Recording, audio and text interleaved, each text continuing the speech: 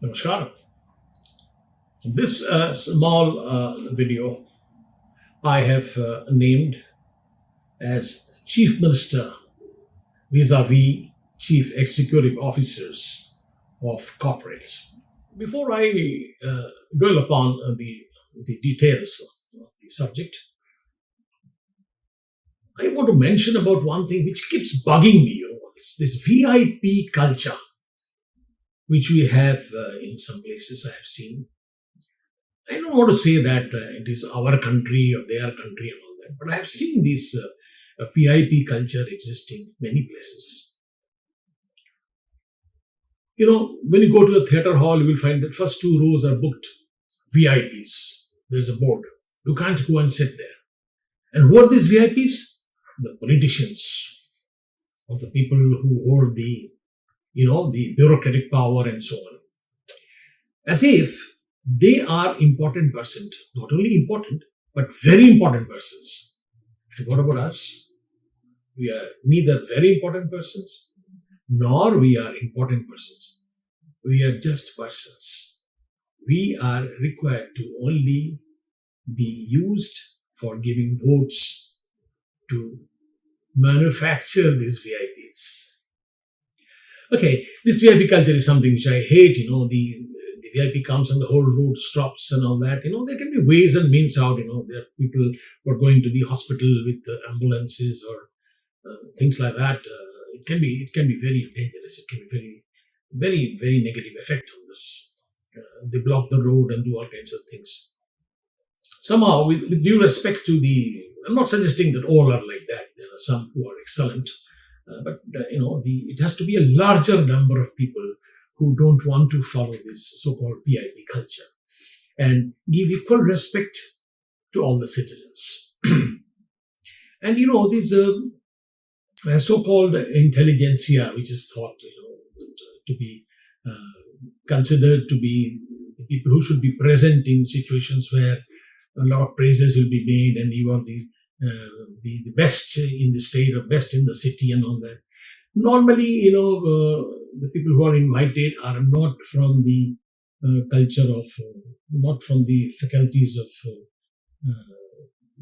from the corporates, not from the corporates. And also, I have not seen big professors or engineers or scientists being, treated as intelligentsia by the people in power. Anyway, definitely we need political will for this. If there's a lack of political will, this cannot happen. I am nobody to say. I'm too small a fry to talk about it. Or if somebody wants to do it, if some bureaucrat wants to do it, there should not be a political interference, not to allow him to do it. This is something is very prevalent in some places. And I'm not suggesting that it is there everywhere, but in some places it is there, and in some places it's growing in number. It should be actually reducing in numbers.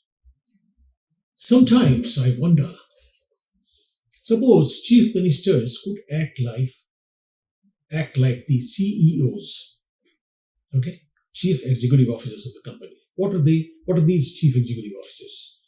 Mind you, they have not said managing directors. I have said CEOs. Means he who is heading the business unit, maybe a strategic business unit, maybe a unit as such, total company, and there will be a board to which the CEOs will report to, and there may be a managing director in between. He may not be involved in the day-to-day affairs of the company. He'll oversee the activities, and then there will be board. Board will give the general guidelines for running the company. They'll decide about the top line and the bottom line, the strategies, and so on and so forth, and give the mission to the CEOs, to the MDs. Give the direction how you should move and review on a regular basis. That's the board. So the CEOs are reporting to the board.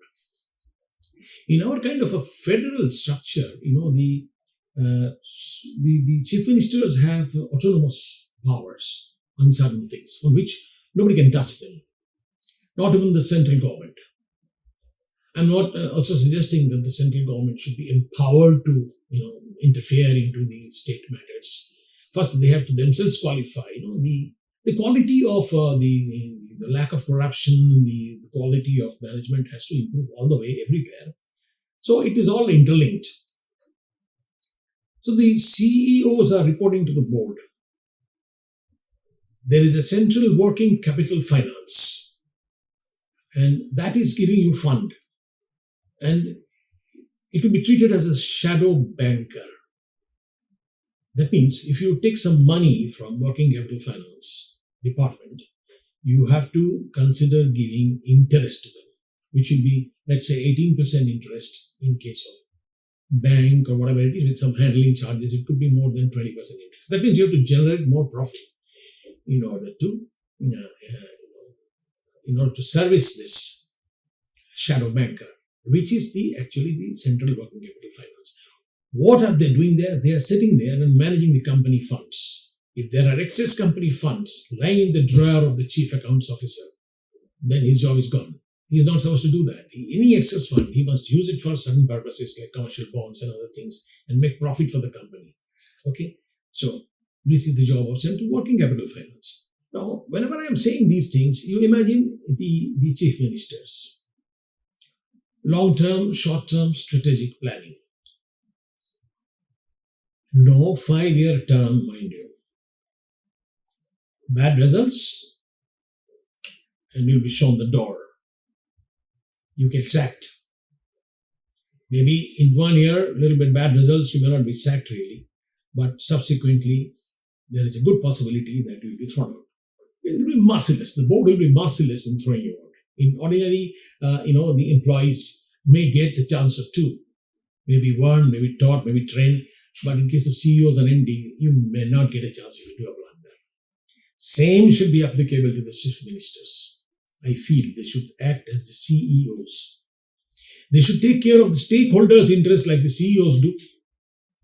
They should take care of the top line and the bottom line like the CEOs do for the company. They should do for their state. Shareholders meet. Something like shareholders meet should also be there in case of the ministers. Not with the council of ministers, because they are also people who are voted to power, not necessarily because of their credibility, because of their education, because of their knowledge and having performed something earlier, they've proven something for themselves. No. And above all, there could be external audit. The external audit means even if you have internal audit, they are likely to be influenced by the power to be in the company. Similarly, in the case of the chief ministers, there should be external audit kind of thing. It did not be named the same, it could be some other name. And they should be auditing what your internal audit and other people are doing. And then they will punch holes in your arguments, in your accounts, and they will demand explanations from you. That means you are not above board. If you are not performing well, the board will be holding you responsible. If the board is the central government, so be it, but the central government should also have vigilance. And there should be certain power existing with the council, which will be consisting of the various state heads or other people who will be in a position to, not politically. What I'm all trying to suggest is that it should not be decided politically. It should be decided administratively as managers, as executives, like in the corporates we do. If we don't perform well, we fail, we are thrown out. If we perform well, the company grows. Similarly, if the chief ministers also have these kinds of departments and just think themselves as CEOs and nothing more than that, they are just one of the employees and they are reporting to the board who are representing the shareholders. That means the public at large.